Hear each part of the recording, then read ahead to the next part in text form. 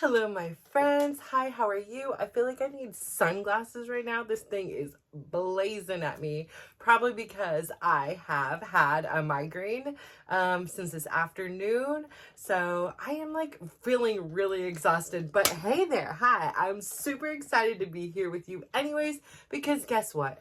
I'm super grateful for every little part of this life. And yes, some days that means I have a migraine and this light is like, I gotta turn it down. So I'm like, woo, child, I am gonna go blind. I was like, finally can see, like, I'm about to stick on some sunglasses here. But yeah, so like every day isn't a 10, okay? Like I say, every meal isn't a 10, every day isn't a 10, but we still show up and do the best we can. I literally am a procrastinator with some things. I have a pile of things over here on my makeshift desk of stuff I need to get to. And what happens is it sits there until it gets so buried it gets put into a bag, a drawer, garbage, whatever it is. And I often struggle with getting back to it. So this is one of the things I'm working on in order to free up space in my life because it weighs on me. So I procrastinated a task and I should have did it yesterday and I should have did it the day before and I chose not. I chose other things. I chose dancing, running, talking, whatever else I chose, sleeping, laying, what all those things I chose. I didn't choose to make progress on these projects, assignments, whatever you want to call them. And now it got put off till today. And today is the deadline. So you have no choice but to get it done. And so what I thought was going to take me like 15, 20 minutes max ended up taking me 2 to 3 hours. And it just really set this monkey wrench in the day because everything that I had wanted to get done literally got deferred into that point. And then at that point, I was like, well, I'm hungry now and it's already almost 1 o'clock. So I just ended up like eating. And then my eating process takes a really long time because sometimes I'm like, okay, I'm only going to do one meal today. So it's like, it's this, 7-course meal sometimes. And it's like, oh, I want a little of this and cooking and cleaning and all that stuff. And then my son ended up, he was doing the dishes, sliced his finger open like really bad. So it was like tending to that and then didn't want to get going on anything because he felt faint after that.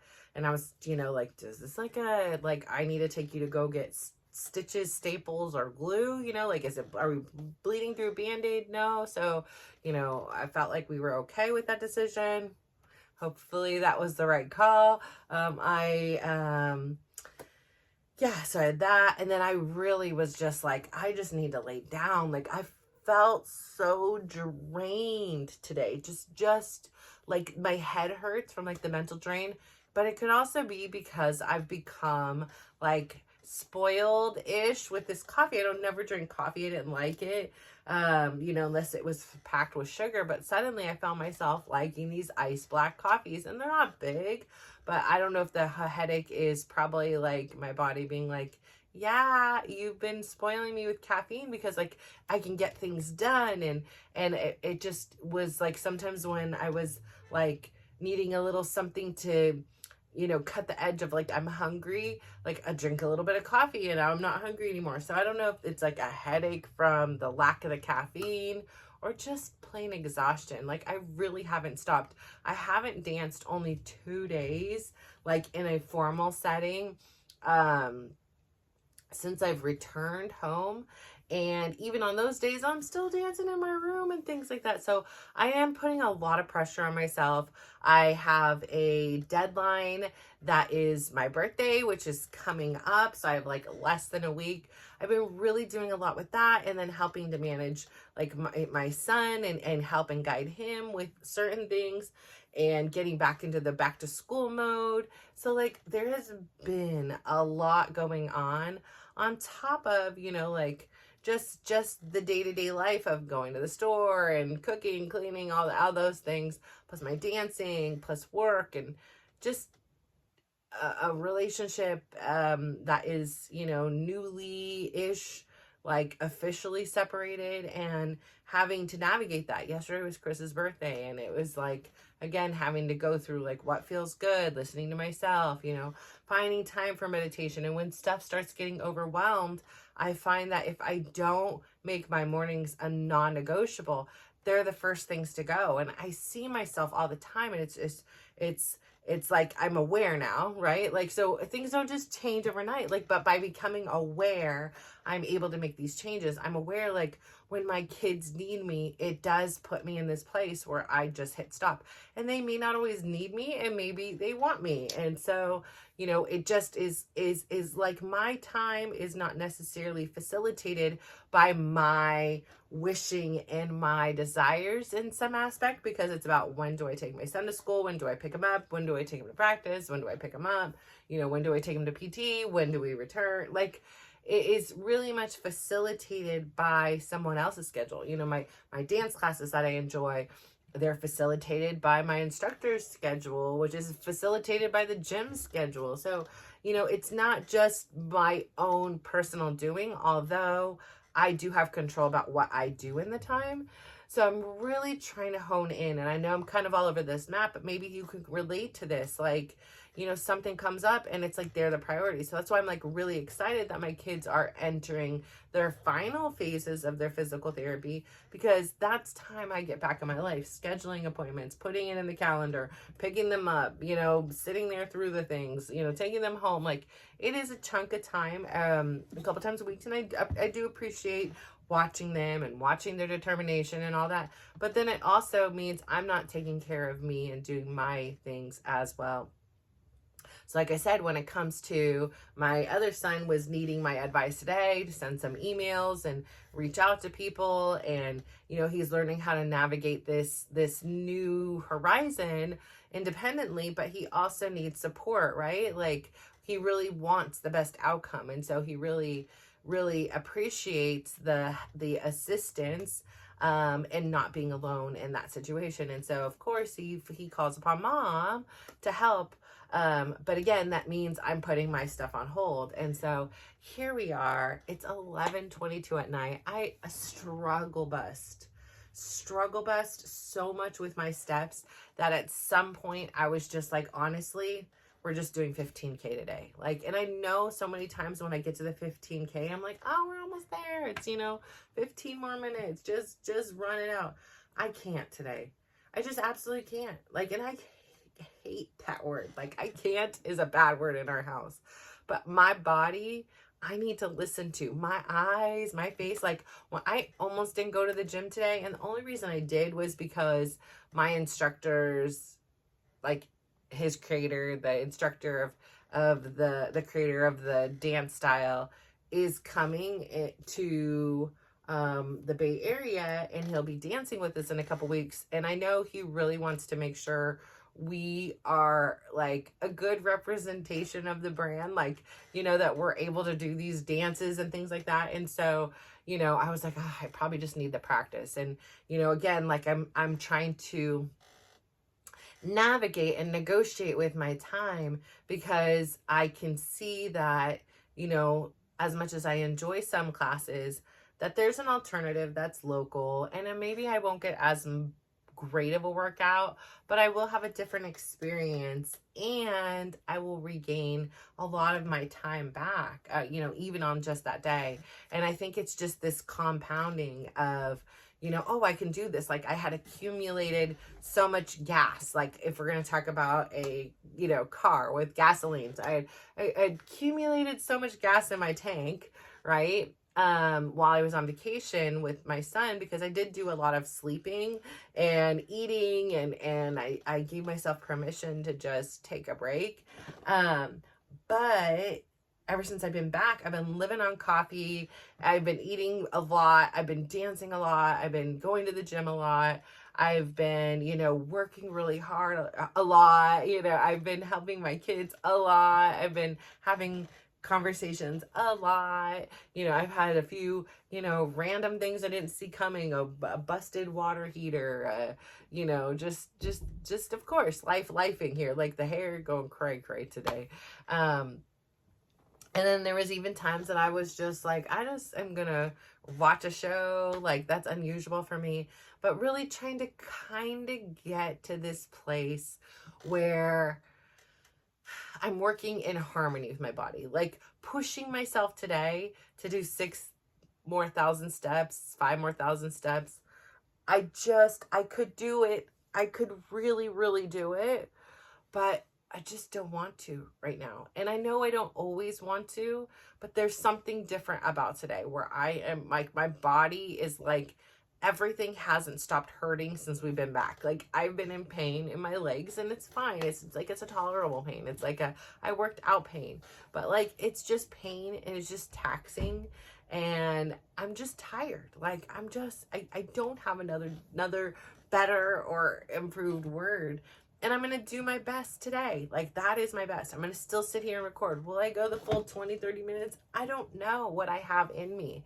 And I have to listen to my brain and my body and my heart and my soul and say, sometimes good is good enough. And I know for somebody like me who is like always striving to be the best and always trying to, impress myself and impress others and say I could do it and wear my resilience, sometimes it feels really good to just have a little bit of compassion. It doesn't mean I have to lose my edge, what makes me, my determination.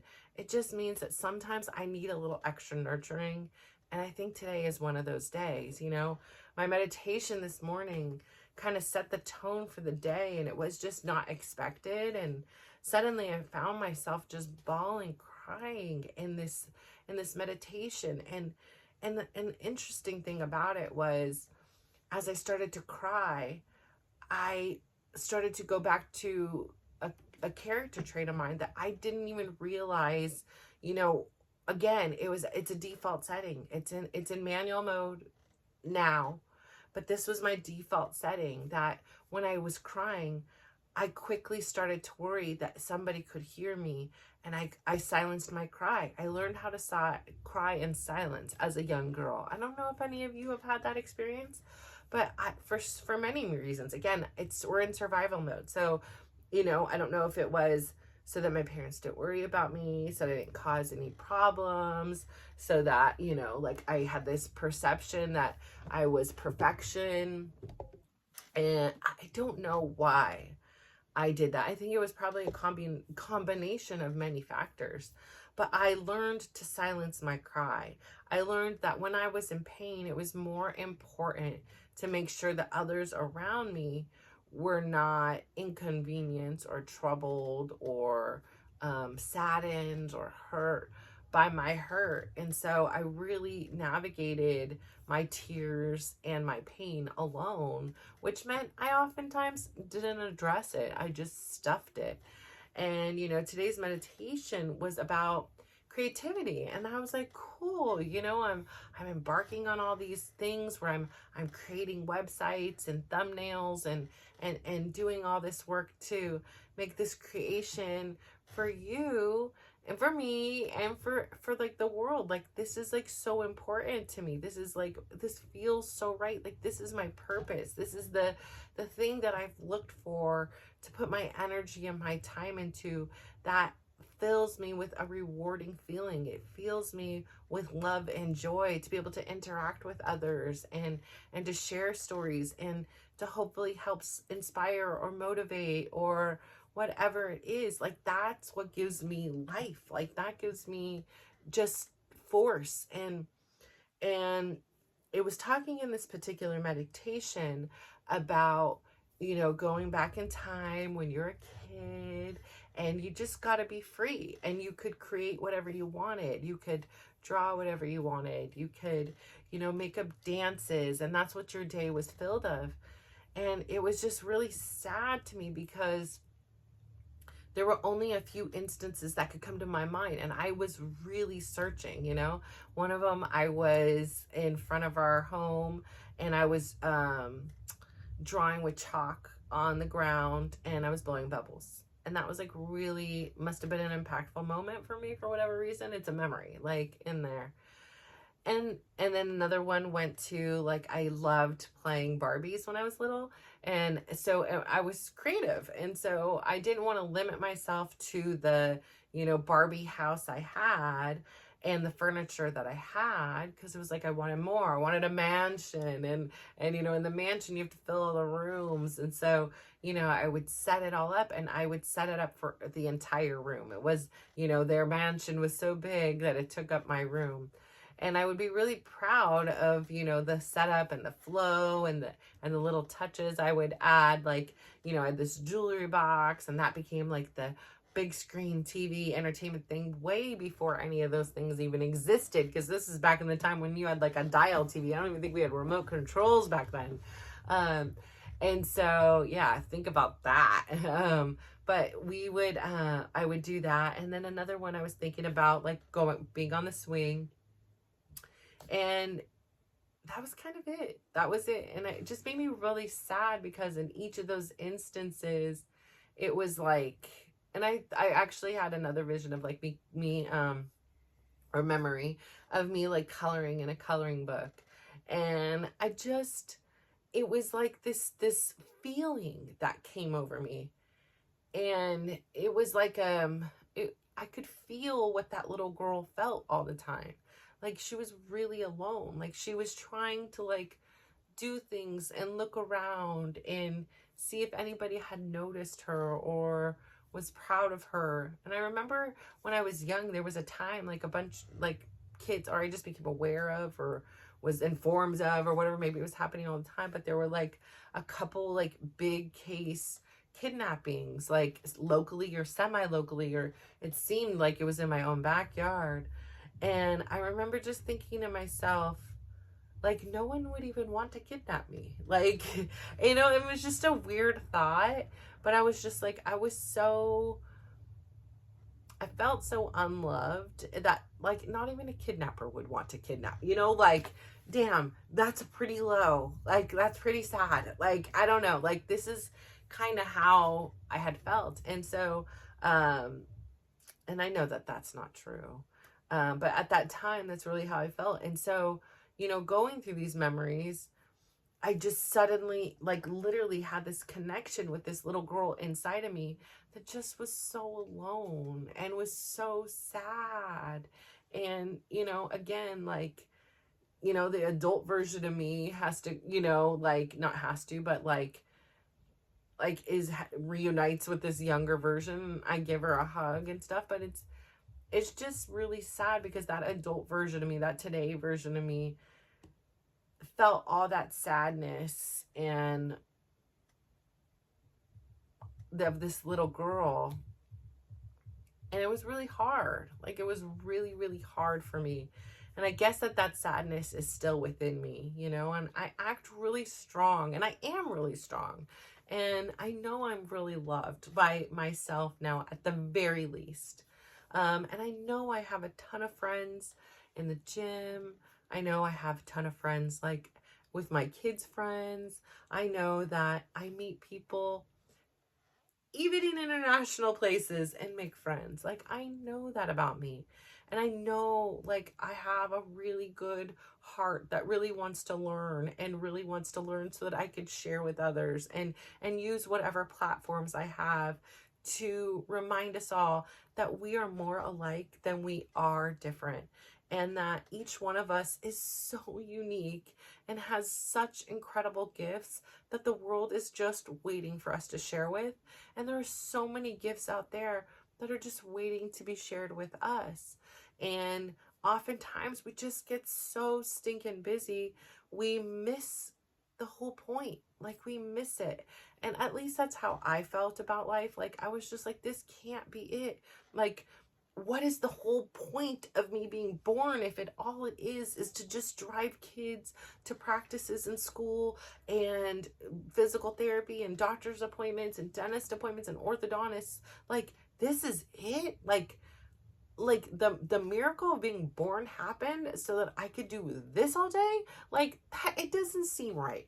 It just doesn't, I don't get that. I don't think so, And so, again, today was a reminder that there is so much growth yet to happen, but yet there's still some healing within me that has yet to be done. And some things I just don't know. I don't realize it took to this day, when I was 47 years old, to be doing a meditation to realize how sad a little part of me is, because that little girl in me, she's still here. She hasn't gone anywhere. She's just changed the way she's looked. And, she's gained knowledge and experience and wisdom, but that doesn't eliminate the hurts of her past. And so it just made me sad that, and again, it made sense why I was so overprotective of my kids' youth.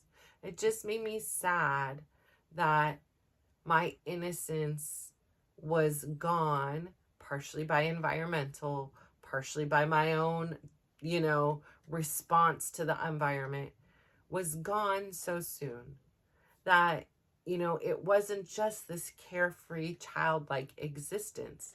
And I don't know, maybe that's everybody's experience. And I'm not anything, like get in line. That was a lot of people's, but no, I mean, I then immediately go back to the most traumatic thing and think about like this 3-year-old girl. Like I have a picture of me and I'm probably about 4 in the picture, because but in this photo, we had already, the situation with my mom that I'm going to talk about for the 50 millionth time, had already happened.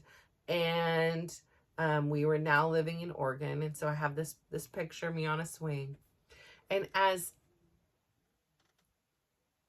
sweet as I look, I see and I know the worries that she's going through. And I think about it. I remember the house we lived in. I remember the court we lived on. I remember there was like either an abandoned house or it had been burnt down. There was something wonky about the house. Nobody lived there. It wasn't like you couldn't live there. It wasn't habitable. I remember the kid next door. Like I remember a lot about. I remember the backyard. I remember my dad I had a Barbie RV, and he had carpeted it with brown shag carpet, and it was just the bee's knees. And I just loved a motorhome. I just was like, yes, when I grow up, I'm gonna have a motorhome. People ask what's your favorite car, it's a motorhome. Like this thing was just epic. It was just the best thing I ever had. And I wish that things could have been different in some ways. I can't change what happened or where I was born into or how I was born. But I do wish that my default setting had been set differently, and that I didn't feel the inclination to save the world and fix the world. And that's a huge lesson for me today, because I still feel this urgency, in particular when it comes to my family and friends. And then I go out to the next layer of, my community, everything, is I really do want to help. And so I really put a lot of myself into other people and prioritize their happiness, their safety, their well-being. But the problem is, and it's very evident today when I'm drained and I'm exhausted, it's very evident that I often do it at the cost of myself. And so learning how to balance this is what's going to make me feel the most productive, confident, and take the actions in my life that are necessary. Because nobody's lining up to take care of my stuff. I'll tell you this. Nobody is like, hey, she seems overwhelmed, let me help cook dinner. Hey, she seems overwhelmed, let me go do the grocery shopping.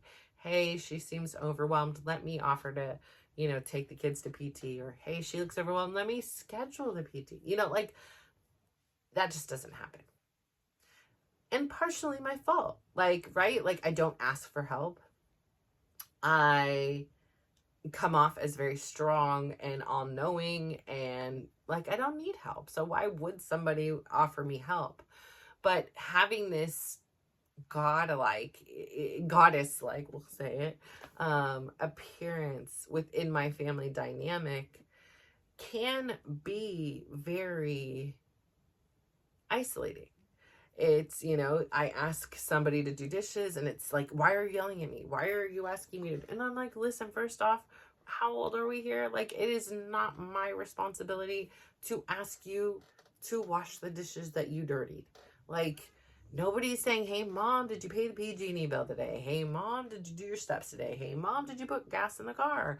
Hey, mom, did you get food for the house? Like, nobody's asking me these type of things. And so when I continually like ask nice conversations, do everything I can to like say, hey, can you please help out? And here's why. Like, I'm tired and I cannot, and I do not want to be spending all my time doing these things and then clean up the house and do all this stuff and come down to a messy sink when you guys are laying in bed or working at home or doing things. Like, you can help too. Like, the weight of the world doesn't have to be on me. But then it's like, oh, well, now you're just this bossy person and you're this.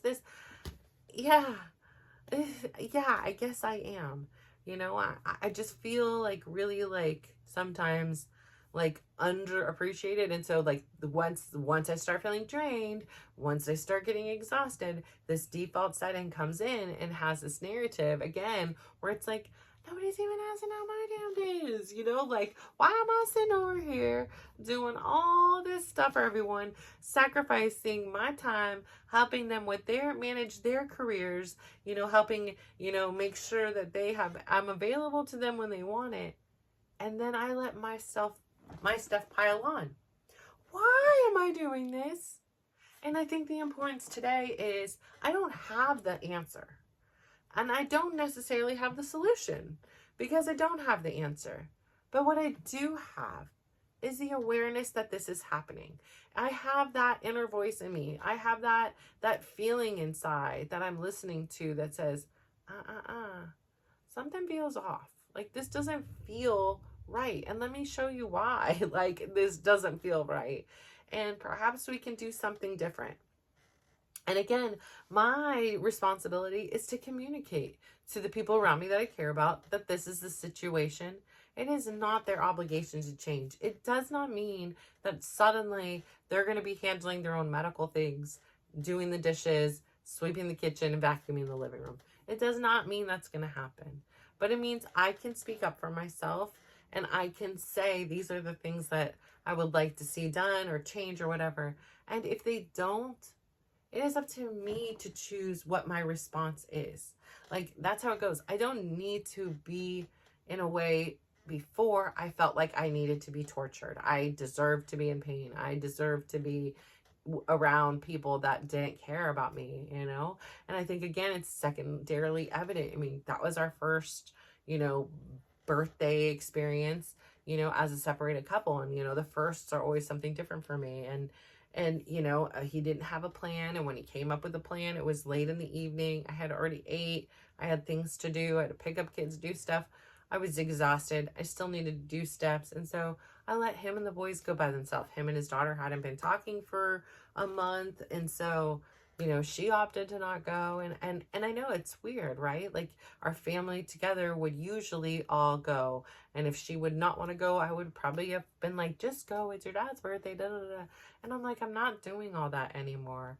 And so because I didn't go, and because whatever reasons he has, like, he also chose to like publicly thank everybody for what they had done for him for his birthday. And I got no acknowledgement. Even the things that I did do, there was no thank you. And so, you know, that was just really kind of hurtful for me. And, you know, I know that what I've done has no bearing on what his response is, but it's just very telling. And, you know, again, it makes me go think to like, he didn't even wish me happy Mother's Day. I wished him a happy Father's Day and gave him a card. You know, I asked him what he wanted to do.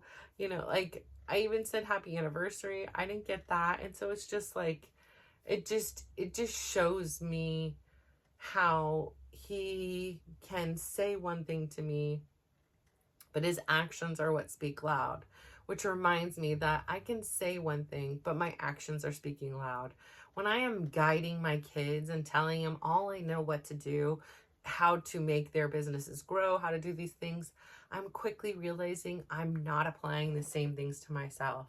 And so I say all this to say, I'm pooped. I'm not going any longer. But the whole point of this is, in order to grow and in order to glow, we need to begin with self-awareness. Know who you are. Who are you really? Not who you're showing up in this world as and pretending to be, or you think you have to be. Who are you? Who are you? And who do you want to be? Those are the big questions for the day. So I say all this to say, please go out there today, give someone a big smile, give them a compliment, and just watch how they glow up. So thank you so much. Bye.